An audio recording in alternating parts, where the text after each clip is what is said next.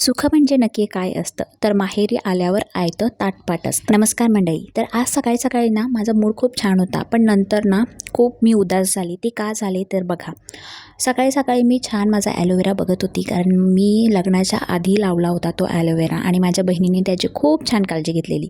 त्यानंतर ना मी ते थोडेसे रताळे उकडलेले ते सगळ्यांनी मिळून आम्ही खाल्ले आणि लगेच किचनमध्ये आली आईला मदत करायला. आता तुम्ही म्हणाल की माहेरी आले तरी किचनमध्येही काम करते, तर बघा मला भाऊ नाही आहे, त्यामुळे वहिनी पण नाही आहे, त्यामुळे माझ्या आईला सगळं काही करावं लागतं. आणि माझी आई सकाळी 5 वाजता उठून सगळ्यांसाठी डबे बनवते, 4 डबे बनवते, कारण माझ्या तिन्ही बहिणी जॉबला जातात, बाबा पण जॉबला जातात.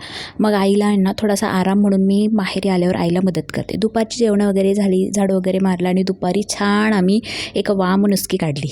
दिवाळी संपली, पण दिवाळीचा फराळ काही संपत नाही. संध्याकाळी चहामध्ये छान 2 करंज्या खाल्ल्या आणि आईला परत किचनमध्ये मदत करायला गेली. पण तुम्ही माझा मूड बघू शकता, मी खूप उदास झालेली, कारण घरून फोन आलेला की आम्ही तुम्हाला उद्या घ्यायला येतो म्हणून.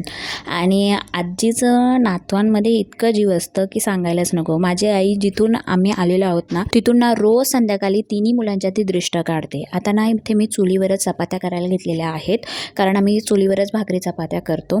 आणि एका बाजूला ना आईने शेंगा उकडत ठेवलेल्या चवळीच्या, तर त्या इथे आम्ही खातोय. रात्रीचे जेवणं वगैरे झाली आणि सगळ्यांनी सगळ्यांच्या अंथरुणा करून आता झोपायची इथे वेळ झालेली आहे. तर असा होता आजचा दिवस. आता नेक्स्ट व्लॉगमध्ये भेटूयात. Bye bye.